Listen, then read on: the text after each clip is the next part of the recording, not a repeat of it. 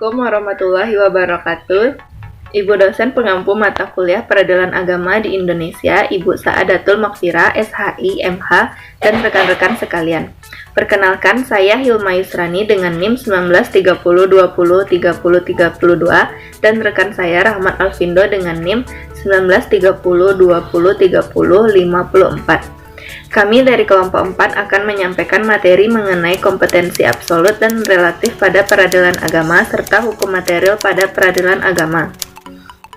Yang pertama, pengertian kompetensi absolut. Kompetensi absolut artinya kekuasaan pengadilan yang berhubungan dengan jenis perkara atau jenis pengadilan, atau tingkatan pengadilan yang dalam perbedaannya dengan jenis perkara atau jenis pengadilan, atau tingkatan pengadilannya. Misalnya, pengadilan agama berkompeten atas perkara perkawinan bagi mereka yang beragama Islam, sedangkan bagi yang selain beragama Islam menjadi kompetensi peradilan umum. Kompetensi absolut peradilan agama atau absolut kompetensi adalah kekuasaan peradilan yang berhubungan dengan jenis perkara atau jenis pengadilan atau tingkat pengadilan, dalam perbedaannya dengan jenis perkara atau jenis pengadilan atau tingkat pengadilan lainnya. Kekuasaan pengadilan di lingkungan peradilan agama adalah memeriksa, memutus, dan menyelesaikan perkara perdata tertentu di kalangan golongan rakyat tertentu, yaitu orang-orang yang beragama Islam. Yang kedua, pengertian kompetensi relatif. Kompetensi relatif diartikan sebagai kekuasaan pengadilan yang satu jenis dan satu tingkatan, dalam perbedaannya dengan kekuasaan pengadilan yang sama jenis dan sama tingkatan lainnya, atau dengan kata lain, bahwa setiap lembaga peradilan mempunyai wilayah hukum tertentu. Dalam hal ini meliputi satu kota madya atau satu kabupaten. Tiap-tiap pengadilan mempunyai daerah hukum sendiri-sendiri. Daerah hukum suatu pengadilan meliputi wilayah kota madya atau kabupaten di mana pengadilan tersebut berada. Daerah hukum ini yang menentukan kewenangan relatif suatu pengadilan atau untuk menerima, memeriksa, dan mengadili serta menyelesaikan perkara. Hukum material pada peradilan agama.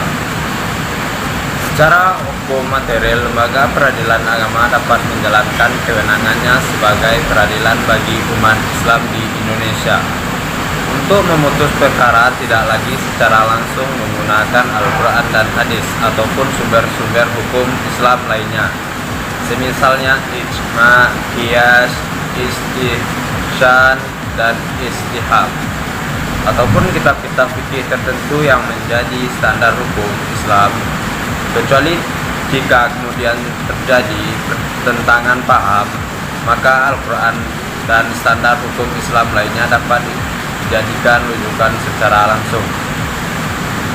Contoh legislasi hukum material Islam dalam tantangan kehidupan bernegara ke dalam berbagai peraturan dan perundang-undangan tersebut.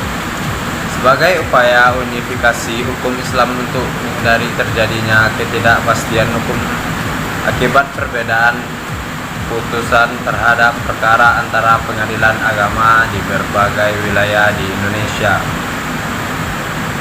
Hukum material peradilan agama adalah hukum Islam yang kemudian sering didefinisikan sebagai fikih yang sudah barang tentu rentang terhadap perbedaan pendapat.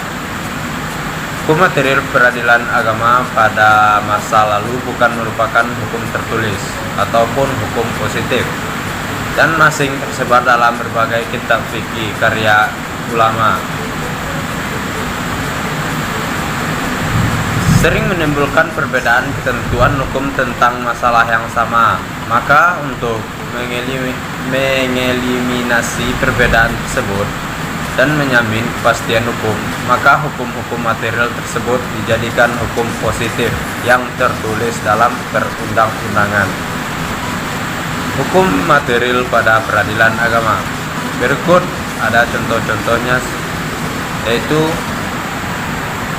hukum material yang digunakan dalam peradilan agama disajikan secara kronologis berdasarkan tahun pengesahannya.